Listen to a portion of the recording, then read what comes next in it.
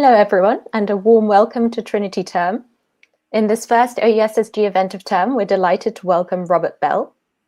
Robert Bell is CEO of National Security Council LLC, which is a consulting firm, and Distinguished Professor of the Practice at the Sam Nunn School of International Affairs at Georgia Tech. He's a PhD candidate in International Relations at the Fletcher School of Law and Diplomacy at Tufts University. Previously, Mr. Bell served as Senior Civilian Representative of the Secretary of Defense in Europe and the Defense Advisor to the US Ambassador to NATO, as well as NATO's Assistant Secretary General for Defense Investment. Tonight, Mr. Bell will be speaking about NATO, the EU, and the future of European defense and security. Thank you so much for your time and for speaking to us. Welcome, Mr. Bell. Well, thank you, Anna. Thank you for the introduction, and thank you for inviting me into this extremely prestigious forum of Oxford University. Tonight, I want to talk about NATO and the EU in their interrelationship in the context of the post-Crimea strategic environment, and do a strategic assessment, if you will, of how each organization matches up against its strategy for achieving its level of ambition with regard to providing deterrence and defense in Europe. I should explain that in my last government job, I was defense advisor at NATO. I was also the defense advisor at the US mission to the EU. And my wife is a retired Danish EU diplomat. So I try to approach this in a very even-handed way between the EU community and the NATO community in the strategic studies field. Next chart. So we really are talking here about strategy, and I had to apologize to all of you at Oxford for beginning by quoting someone from Cambridge. But after all, Sir Basil Liddell Hart wrote the book, if you will, on strategy, so it's a good place to start. And Liddell Hart reminds us that strategy to be successful requires a calculation and coordination of the ends and the means. Next chart. Now, of course, the Americans always wanting to improve on the Brits. At our Army Command and Staff School took this one iteration further. It teaches young Army officers that strategy equals ends plus ways plus means. And that's what I want to do. I want to examine each organization's strategy in terms of its ends, its ways, and its means. Next slide. So let's start with NATO. As everyone knows, NATO is a treaty organization that is focused on collective security. Next slide. Now, NATO defines its ends, its goals, in a document that it calls a strategic concept. It intends to be strategic. Now, the strategic concept for NATO dates back to 2010, which is pre-Crimea and pre the change in the security environment that's brought us not only Russia's aggressive behavior, but a return to multilateral great power competition. But NATO concluded that its strategic concept was still valid for the post-Crimea era until now, and now they are just beginning to negotiate a new strategic concept. But I suspect that this sentence, or these two sentences, will remain in NATO's new strategic concept. So its ambitious goal to safeguard freedom and security, and to do it by focusing on the goals of collective defense, crisis management, and cooperative security. Next chart. Now, make no mistake about it, NATO's ends include nuclear deterrence. NATO is very clear that there is an appropriate mix of nuclear, conventional, and missile defense capabilities that's essential to a successful strategy. And the last sentence on this slide reminds us that it is NATO's position to be willing to use nuclear weapons first, if necessary, if the fundamental security of any of its members were to be threatened. Next slide. Now, the way that NATO tries to accomplish its strategy builds, of course, essentially on Article 5, which is really the bedrock of NATO's approach to strategy. And as we all know, Article 5 provides that an armed attack on one would be considered an armed attack at all. Each ally will respond and contribute to meeting the threat. It will decide based on its own constitutional procedures what its contribution is, but NATO plans well in advance to try to size those requirements. Next slide. The way that NATO does that is a very complex process, and I won't belabor this here in the interest of time, but it's called the NATO defense planning process. And the point I want to make is that through a very rigorous process over 4 years, NATO allocates to each ally specific capabilities that it expects that ally to be prepared to contribute if needed for an operation or mission or an Article 5 situation. And those capability target assignments are challenging by definition. They have to reflect burden sharing considerations. And there's even a procedure within the NATO defense planning process called consensus -1, which is the only place in all of NATO where each nation doesn't have a veto, where the rest of the nations of the alliance can consider that one member state is being delinquent in not providing a capability it should, and impose, if you will, that capability target on that ally, its veto notwithstanding. Next slide. NATO, of course, has a standing and integrated command structure, and it's quite vast. Thousands of officers from all the member states of the NATO, from Norfolk to Poland, in different air, land, sea, and joint force configurations. Next slide. And since the 2014 illegal annexation of Crimea and Russia's military intervention in eastern Ukraine, NATO has worked through these last 7 years a progressively more challenging set of enhancements to its capability to engage in high-intensity warfare. Beginning originally with the idea of a reinforcement brigade, then going to what's called enhanced air policing with sort of permanent reinforced air units to the east.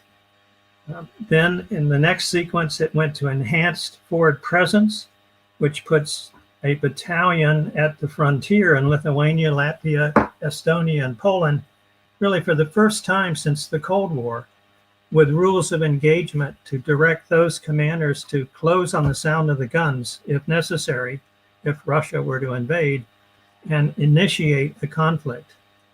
Most recently, NATO is committed to try to have 30 battalions, 30 air squadrons, and 30 surface combatants that can be deployed in 30 days, the so-called 430s. It's also approving graduated response plans that, for the first time, assign forces to specific scenarios, whether it's Poland or the Baltics. With regard to its nuclear posture, the dual capable aircraft program, NATO is increasing the readiness of elements of that nuclear posture. In its wargaming and simulations at headquarters, it's practicing the transition from conventional to nuclear war.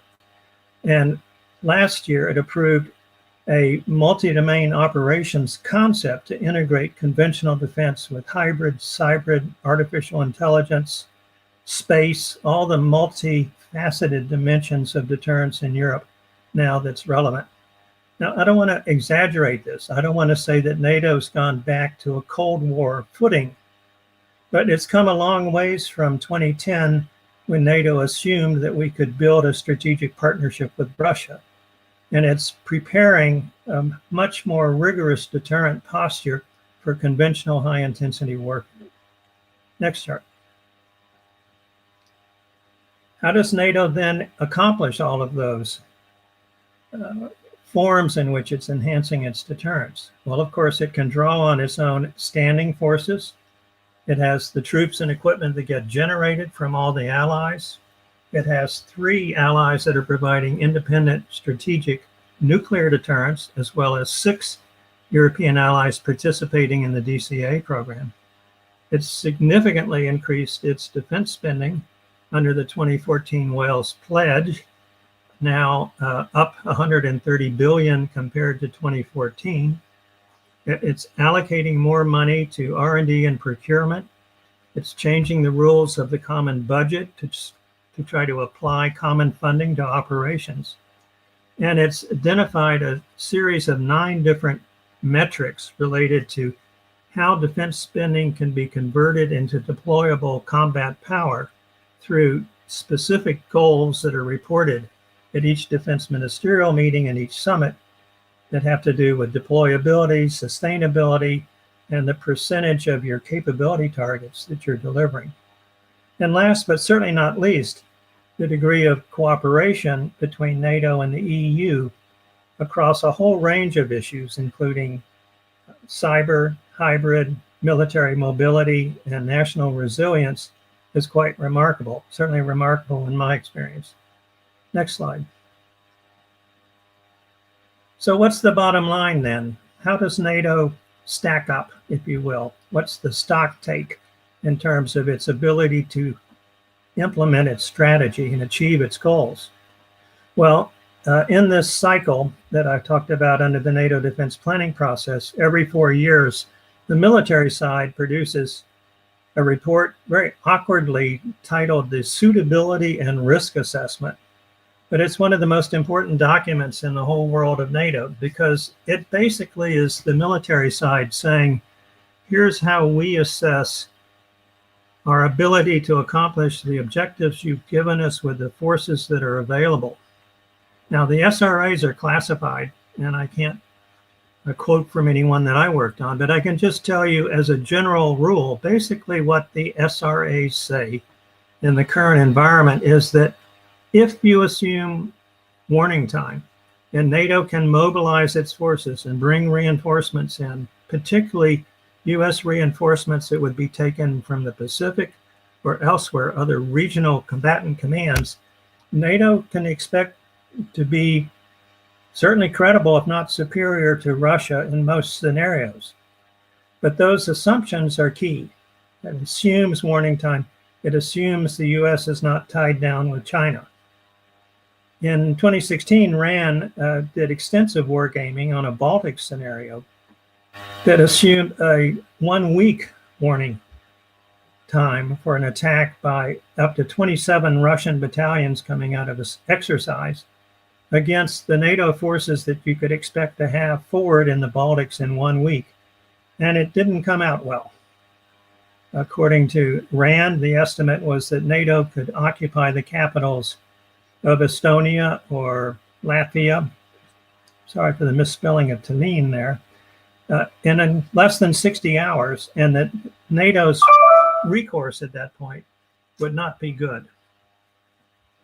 So let's turn now to the EU and see how the EU tracks compared to this NATO exercise or NATO assessment.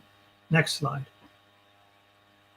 The EU, as you well know, is a very different international organization than NATO. It's a hybrid, if you will, combining a supranational establishment and an intergovernmental establishment. Next slide. The EU recognizes that it needs a strategy. That was made clear in the 2016 Global Security Strategy Report. Next chart. So what then is the goal of security and defense seen from Brussels at the EU?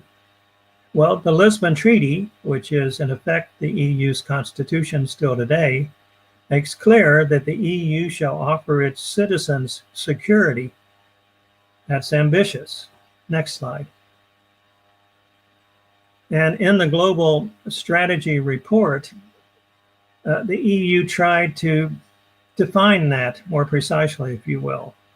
And it came up with this set of words, that the objective was an appropriate level of ambition and an appropriate level of strategic autonomy.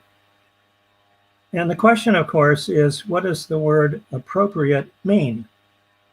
What might be appropriate if we're building a partnership with Russia is very different than if we're considering a threat of aggression from Russia. Next chart. And because of that ambiguity and the variability in the word appropriate, different leaders in Europe view that mark for the appropriate level of ambition and strategic autonomy differently. The consensus position within NATO that was reached by the EU Council after the Global Strategy Report was adopted was that strategic autonomy should be described as the EU's ability to act in security and defense together with partners when it can, and with partners you can read with NATO, and alone when it must. And that's, of course, interesting, but it leaves a lot of questions. When must the EU act alone? And to what extent can it assume that it will work with partners? Now, many leaders on the European side, particularly given the Trump administration's effect in terms of alienation and reckless pressure on the Europeans on so many issues, a lot of the comments became more ambitious, if you will, in terms of defining the appropriate level of strategic autonomy. Ursula von der Leyen, now the Commission president, was ready in 2017 to go to a European Defense Union. Angela Merkel finally got so angry with Donald Trump that she said it's time to move on creating a real true European army. Of course, Emmanuel Macron for some time has been pushing a strong concept of European strategic autonomy. Now, more recently, the current High Representative and Vice President of the EU, Josep Borrell, has defined strategic autonomy as an ability to think for oneself and to act according to one's own values and interests, which I must say I find lacking in terms of giving much guidance to what level of military capability you have to have. You can think for yourself and act according to your values and still get overrun. The German defense minister most recently has, in effect, said, come on, let's get serious. Facts are sobering, and these illusions of near-term European strategic autonomy must come to an end. Maybe a welcome long-term ambition, but not in any time in our lifetime. Next slide, please. So what does the EU do then to deliver its strategy, given that range of views about what the objective is? Well, first is they're going to try to pin down what the objective is. So the EU is now working based on a new threat assessment on something it calls a strategic compass. In other words, where should it point its efforts? That is welcome. It has a number of dramatic new programs that certainly maximize the integration effect of EU member states working together. There's permanent structured cooperation across almost 50 different projects now for states that are willing to push further on integrated defense. There's the annual capabilities review process called CARD, although that is voluntary. There's the European Defense Fund, which for the first time gives Commission funding to be invested in R&D in defense projects. The European Defense Agency continues to try to coordinate and standardize industrial production in Europe. And for the first time, you now have a DG within the Commission on Defense that is tasked with allocating these new defense euros that are going to be spent. And of course, most well-known are all the operations and missions under CSDP that the EU carries out. Next slide. Right now, or at least last year at least, there were almost 30 different missions and operations being undertaken across Africa, the Middle East, the Mediterranean, and into the Balkans. And this is very commendable. Next slide. So what then are the means that the EU can try to assemble to meet these goals? Well, in its case, it can draw troops and equipment from 27 nations. It has a military committee providing military advice to political leadership in the council. There is a small, enlarging somewhat planning staff in Brussels, but nothing equivalent to SHAPE headquarters in Belgium. And for CSDP missions, they look to individual nations that are leading a particular mission or operation to provide the headquarters that can be augmented by other EU member states personnel to manage an operation. And last, but certainly not least, there's the full array of soft power instruments that are political, economic, developmental, strategic communications, all of the capabilities that the EU can bring to bear that relate to security, not in terms of hard power, but softer power, instruments that the Nobel Peace Prize recognized in 2012 when the EU was awarded the Peace Prize for bringing peace to Europe. Next slide. So what are the issues then in terms of the EU's progression towards a more ambitious definition of strategic autonomy? The first problem relates, or issue relates, to the end itself, and that is the Lisbon Treaty makes clear that national security is the sole responsibility of each member state and not of the EU as a whole. Next slide. Second, you have this famous provision within the Lisbon Treaty, which I'm sure was drafted by our friends in London, that says there should be solidarity if a member state is the victim of aggression, but, and then it's an important caveat, that whatever the EU does should be consistent with the commitments under NATO for those EU member states that are NATO members, which is 21 of the 27. And beyond that, that for those 21 of the 27 in the EU, NATO remains the foundation of their collective defense and the forum for its implementation. In other words, you look to the NAC and the various committees and military commands of NATO to implement collective defense. Next slide.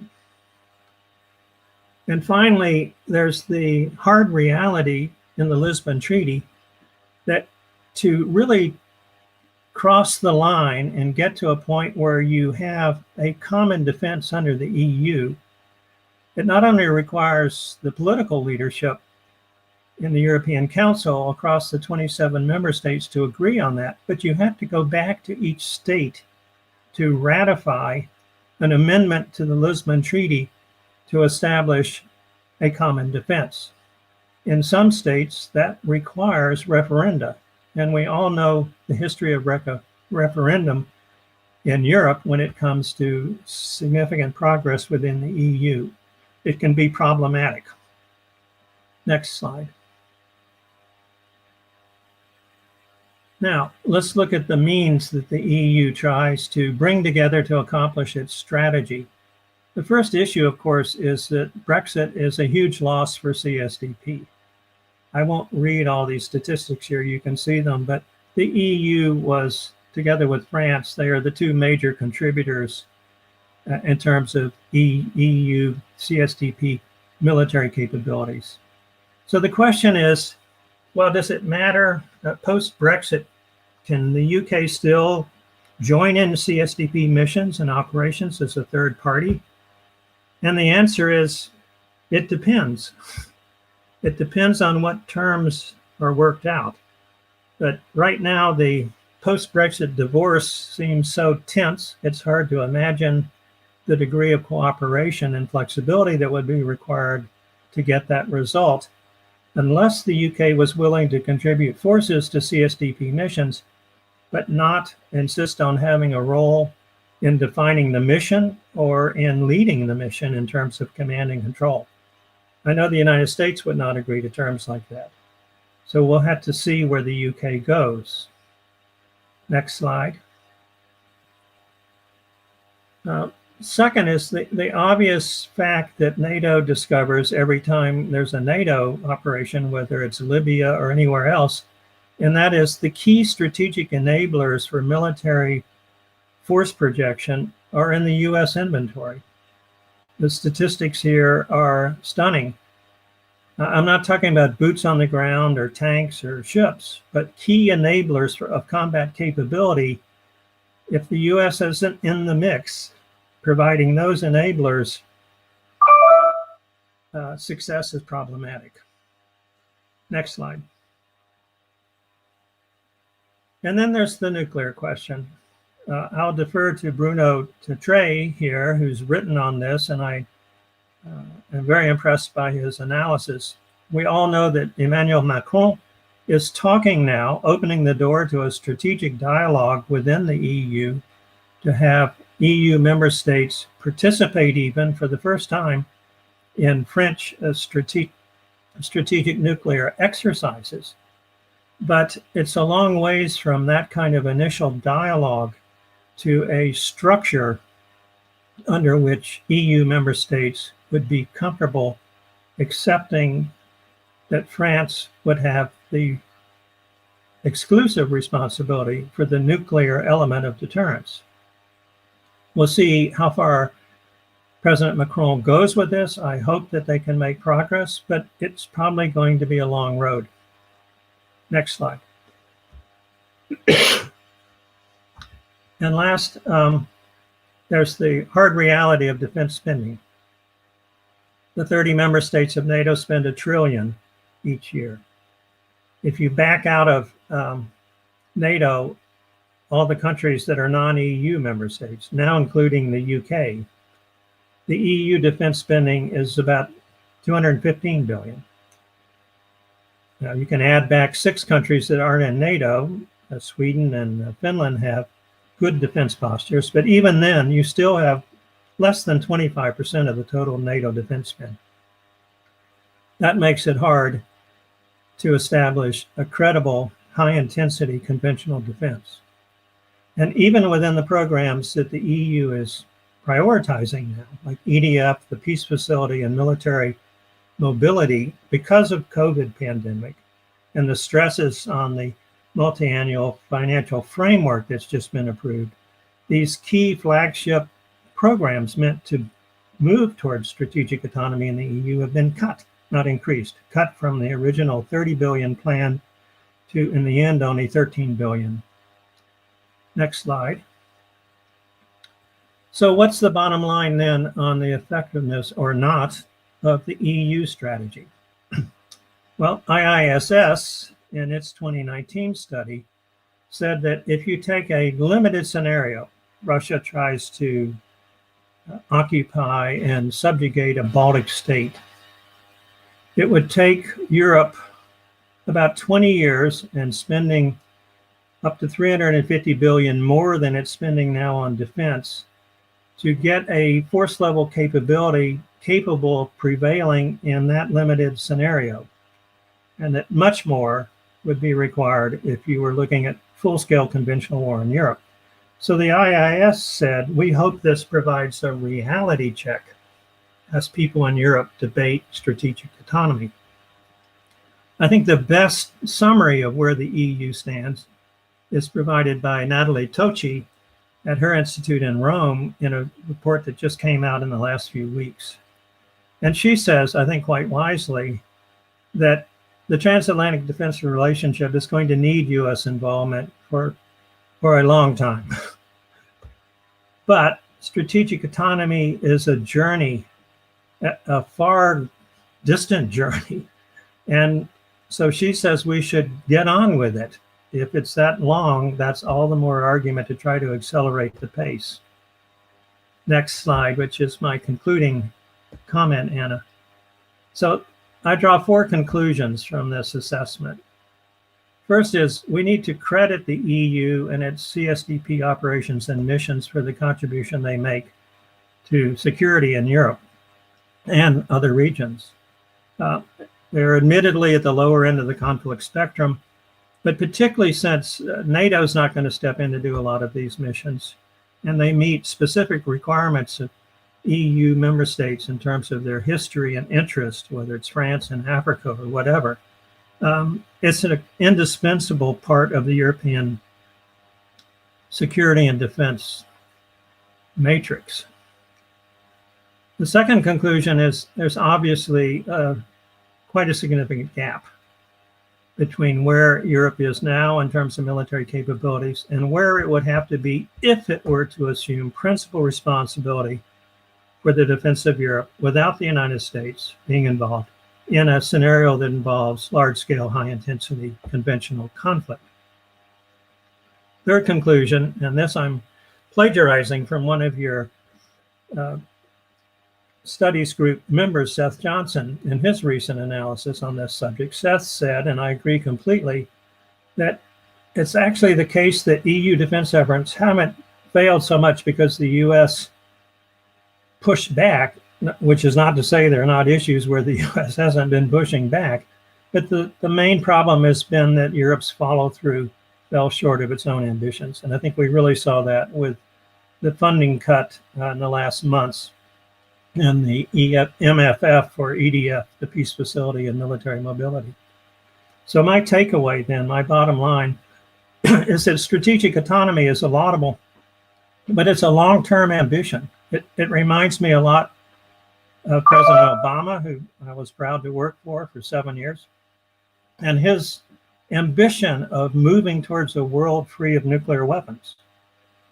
Now, everyone knows that's distant. President Obama said, not in my lifetime, but he still insisted that the Department of Defense try to identify the conditions to move in that direction. And I think that's the way we should see strategic autonomy, as a long-term goal that needs benchmarks, but we should be under no illusion that for the foreseeable future, EU defense capabilities are best seen if they're complementary to those provided by NATO.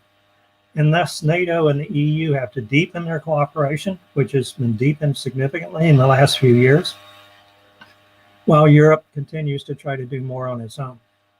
And I'll stop with that and look forward to your questions.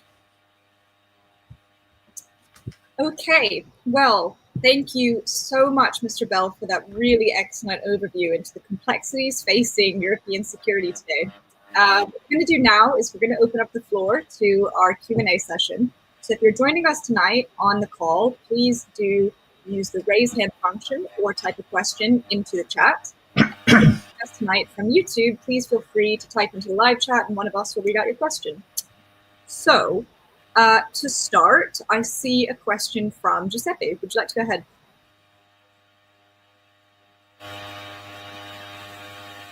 Oh. I'm on mute. Yeah, now I should be all right. Thank you, Leanne.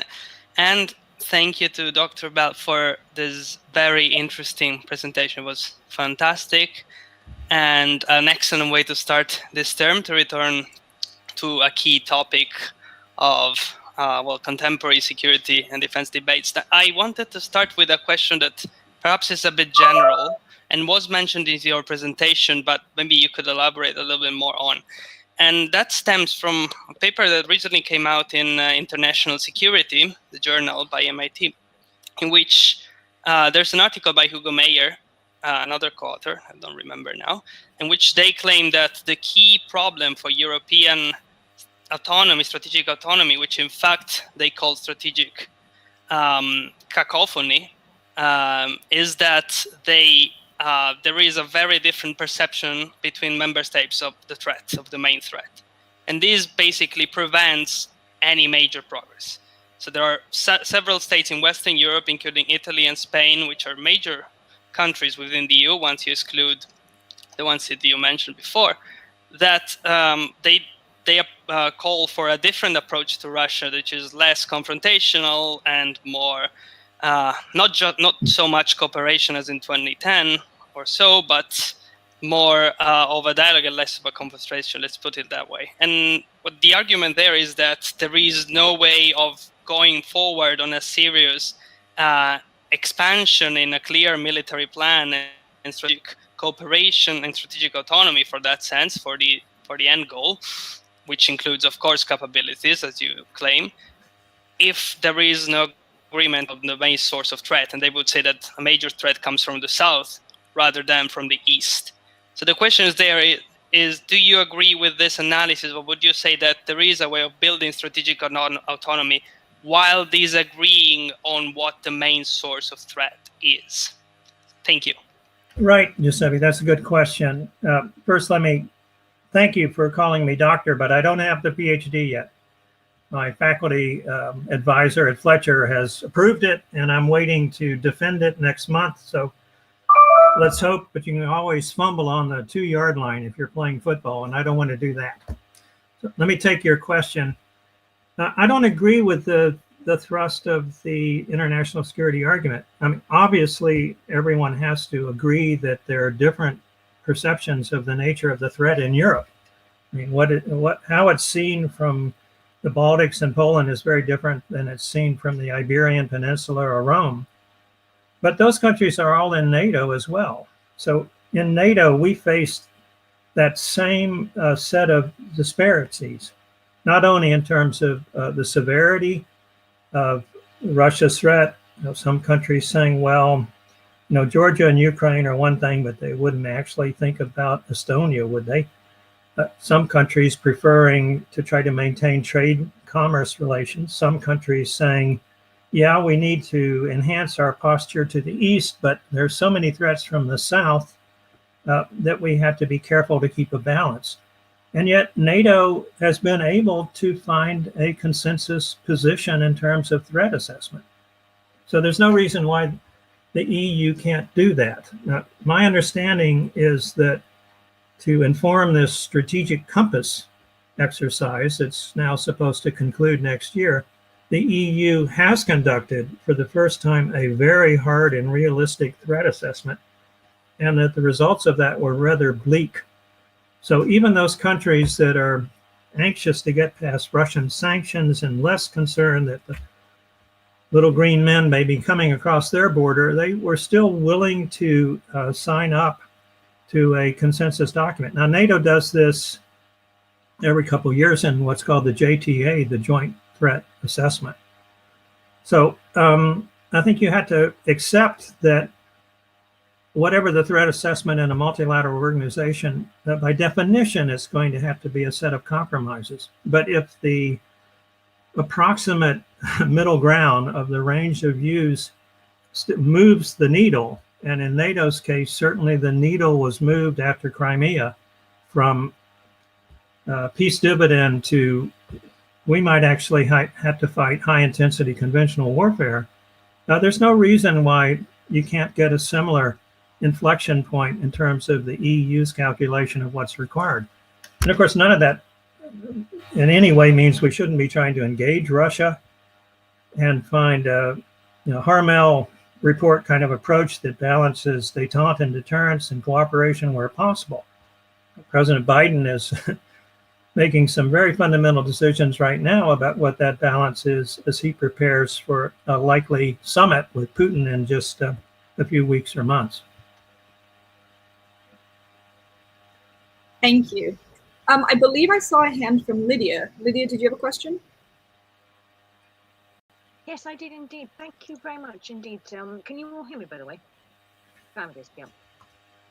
So, Mr. Bell, I wondered if I could please ask you, you mentioned that Mr.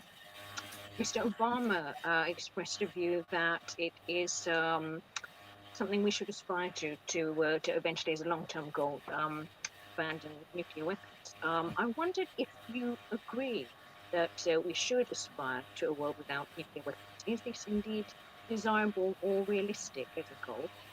I'm reflecting on the fact that after the collapse of the Soviet Union, the Ukrainians found themselves with a capable but fragmented nuclear force, and they seriously entertained the idea of maintaining their own nuclear deterrent, but were ultimately persuaded to give this up.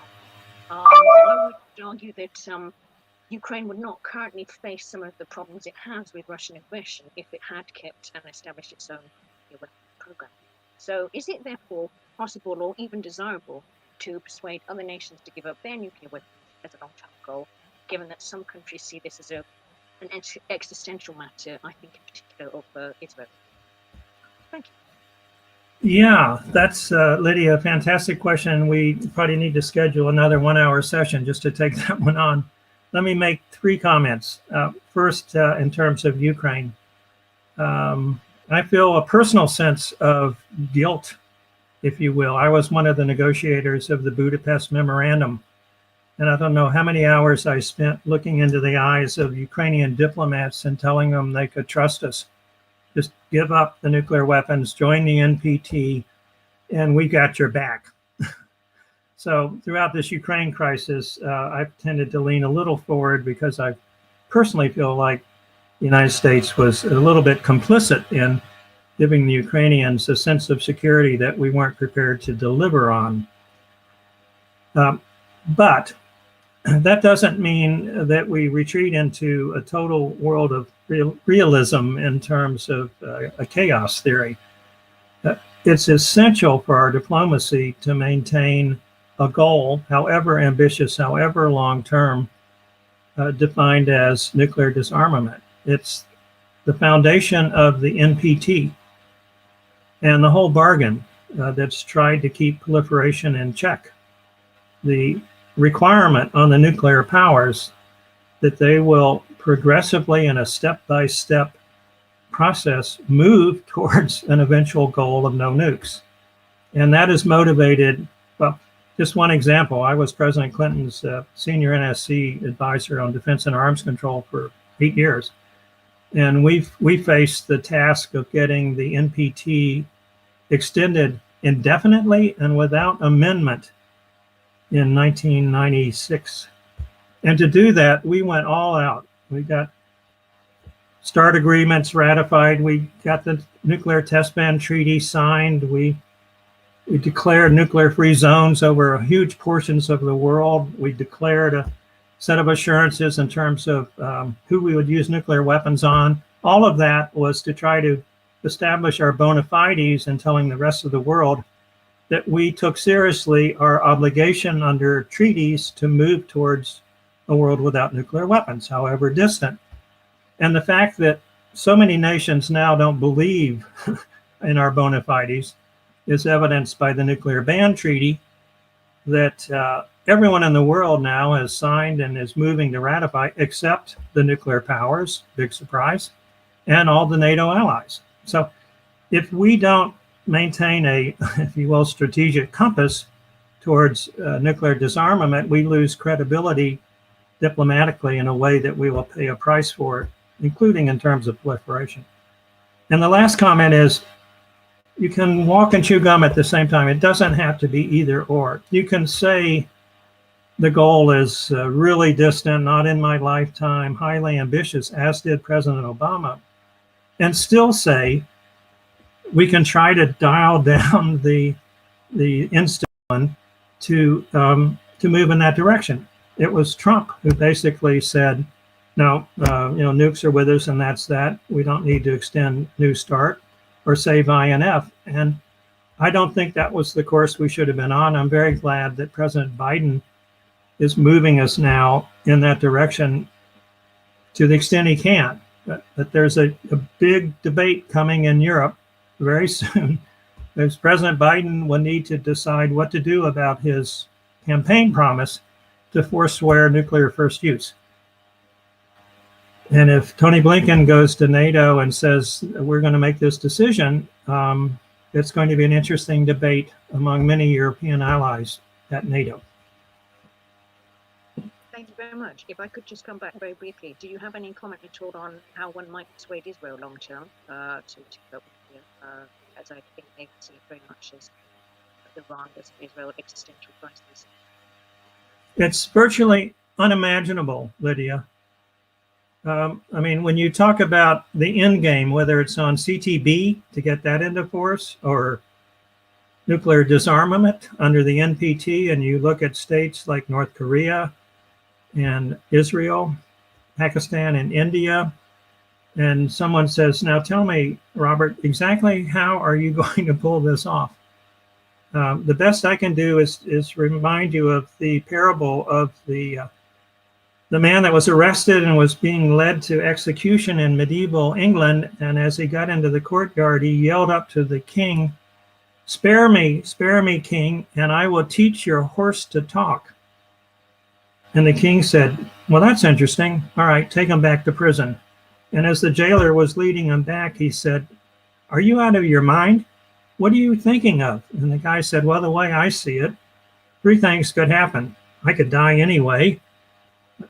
The king could die, or maybe the horse will talk.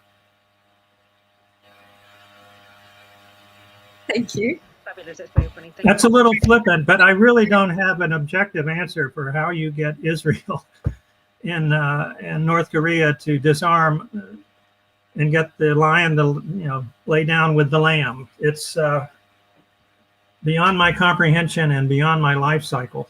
A noble aspiration, perhaps, but a bit tricky. Thank you very much indeed for your answer. Really appreciate it. Yes, thank you very much for that. Okay, I'd like to pose our next question, if I may.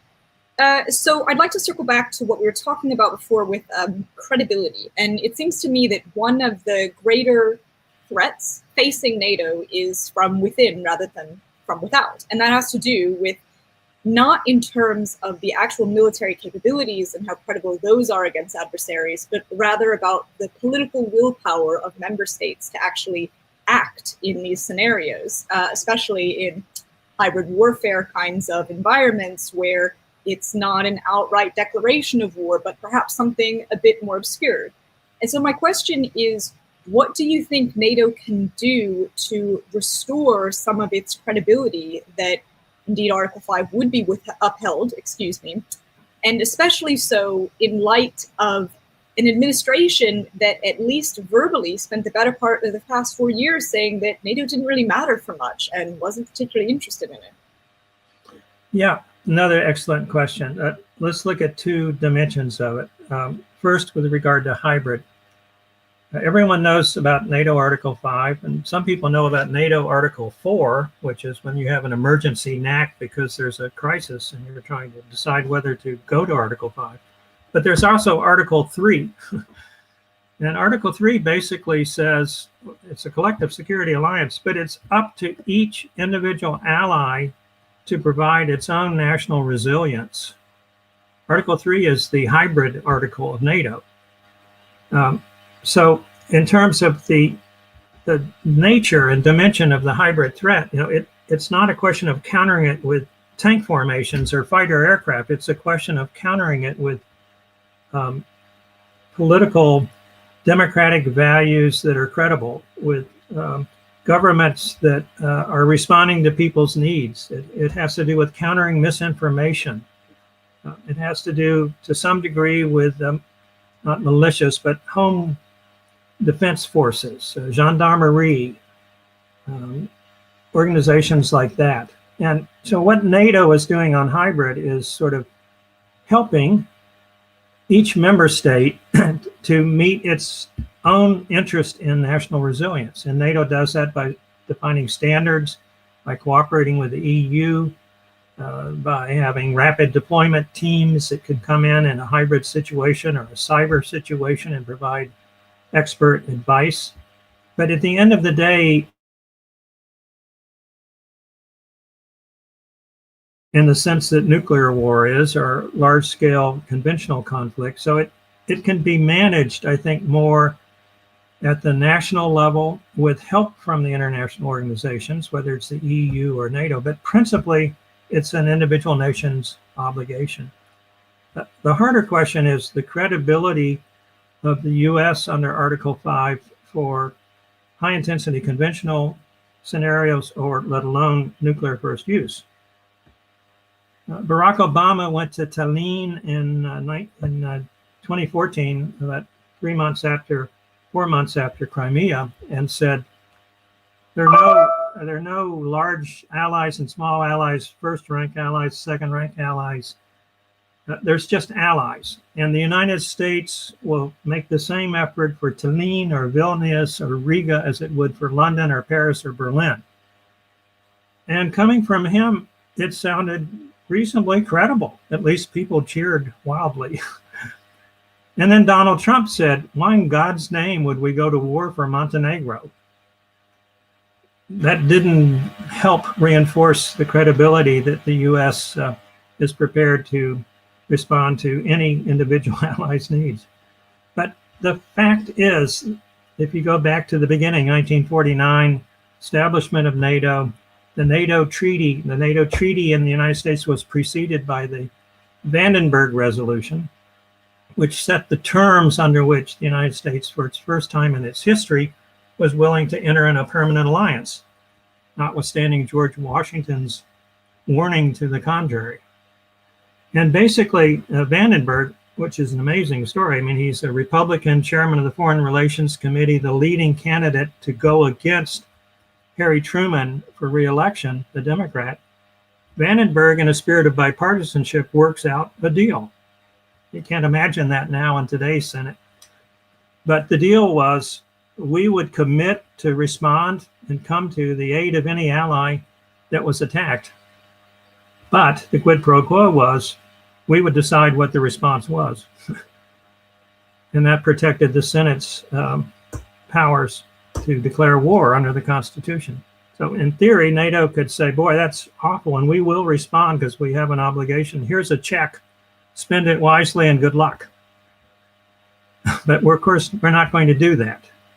And all of NATO is designed through now increasingly with the graduated response plans to actually define scenarios, the required forces to meet the scenario, and the contribution of individual allies, including the United States, to those scenarios. So we're doing the best we can, I think, to try to establish credibility, reestablish it under Biden, but there's always going to be a question mark. Thank you so much for that answer.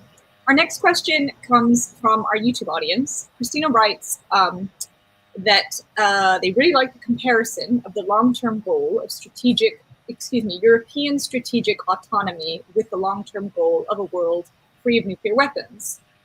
The question is, do you think that the very public debate over European strategic autonomy that has been largely triggered by the behavior of the Trump administration will die down again now with Biden?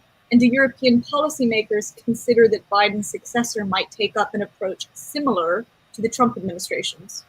Thank you. Yeah, that's a very hard question to answer because there are no guarantees, and the American political system is so broken that we're just one news headline away from a recount in Arizona or something, and the whole thing's in doubt again, unfortunately. And I apologize to everyone in Britain for our behavior to the extent I can. But we're stuck with this situation. We're going to have midterm elections. You don't even have to wait to 2014, or somebody could die. A Democratic senator could die in a state where there's a Republican governor that has the right to appoint a Republican senator as a replacement, and boom, the Senate changes tonight. So it's a very uncertain situation, and you can't go to Europe and say, it's okay now, Joe Biden, Uncle Joe is here, and it's all going to be okay, and this is enduring. You can count on it. It's going to be fraught with uncertainty. But I do think the debate in Europe over the level of strategic autonomy that should be pursued, and that's what the strategic compass is supposed to decide, is a factor that goes way beyond just anxiety about American politics and American retrenchment. It has to do with defense spending and the extent to which spending what would be required to be truly autonomous threatens the social welfare state. And I don't say that in a deprecating way. I know from the Fletcher School of Law and Diplomacy what socialism is, however that's used in America politics. It has to do with differing views across Europe that are fundamental about what the end goal of the EU project itself is. My wife is a dedicated, deeper and broader integrationist, but there are many that aren't.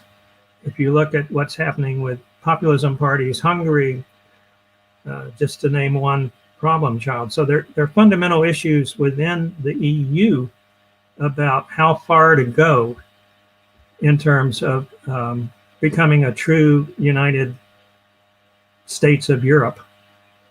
And what the Lisbon Treaty says, as I mentioned, is that ultimately to achieve the end goal of a European army, an EU army, you would have to change the Lisbon Treaty and have all the member states approve that and have their parliaments or their publics through referenda approve it. And that's a real long road, which is just as important, in my view, in terms of how Europe goes on strategic autonomy as what happens in Washington. Absolutely. Thank you so much. I think we've got time for about one more question. And so I believe I saw Clara's hand up first. Clara, over to you. Wow, what an honor to finish with the last question. Thank you, sir, for a great talk. I would like to go back to the European security policy with respect to Russia. And as you said, there are not only fundamentally different views about where we're going with EU integration, but also fundamentally different views in terms of what policy we should have towards Russia. So would you say that it is possible to have a unified Russia strategy on the EU level? And if so, what would or should it be? No, absolutely. I mean, in 2014, after Crimea and the intervention in eastern Ukraine, the NATO came together at the Wales Summit and said, okay, what's the new line on Russia? I mean, the strategic concept says we're working towards genuine strategic partnership. In my NATO international staff job as Assistant Secretary General, I chaired 4 or 5 NATO Russia Council working groups on issues like search and rescue at sea, missile defense, defense reform. Our cooperation with Russia had been phenomenal in those areas. At the Lisbon Summit, I sat behind President Obama and President Medvedev, and there was a spirit at that meeting that anything might be possible. People were just stunned at that summit in terms of the rapport between the NATO member states and Medvedev. And then that all, of course, went to dust with Crimea. And so despite this huge range of views, NATO decided to suspend all business as usual with Russia. The NATO Russia Council still meets occasionally at the permanent representative level, and those are very boring sessions as each side reads its talking points. And there's no practical cooperation whatsoever. But NATO has held that line for 7 years now.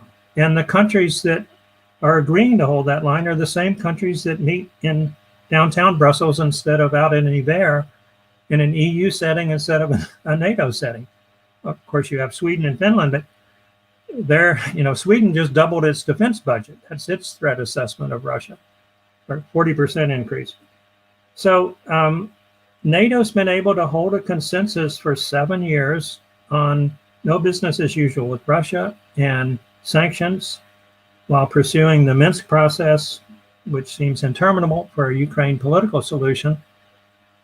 You could argue if Russia wasn't so phenomenally stupid in terms of the things it's done, the chemical weapons assassination attempt on Skripal, Navalny, recent buildup on the Ukrainian border, election interfering, hacking the European Parliament. I mean, time and time and time again, Putin has made decisions that give those within the organization who are arguing for a relaxation of the pullback no grounds to stand on, and the hard line is held. I think the best answer to your question, Claire, is that if Putin somehow was able to pull off a charm offensive, a paradigm shift, starting with the summit with Biden, how long would the sanctions and the no business as usual line hold at NATO? I don't know that it could last more than a year. But Putin, I don't think, is going to do the advocates of rapprochement that favor. Thank you very much. And what a question to end on. I think at this point we're going to wrap up. But before we do, I wanted to take a quick moment. Mr. Bell, if you have any final remarks you'd like to make? No. I'll yield the balance of my time in the finest tradition of the United States Senate. Thank you very much. In that case, all that's left for me to do is say a huge thank you to you, Mr. Bell, for such a fascinating and engaging discussion tonight, and really for sharing all of your expertise and insights with us. And as usual, thank you to all of our members for your excellent and thought-provoking questions. If you enjoyed tonight's event and you'd like to join us next week, we're now back in full swing of things as term starts. So next week, we'll be having Matt Preston, who will be speaking to us on multilateralism in the post-COVID world. So same place, same time. We look forward to seeing you there. And thank you all again so much tonight, and good night.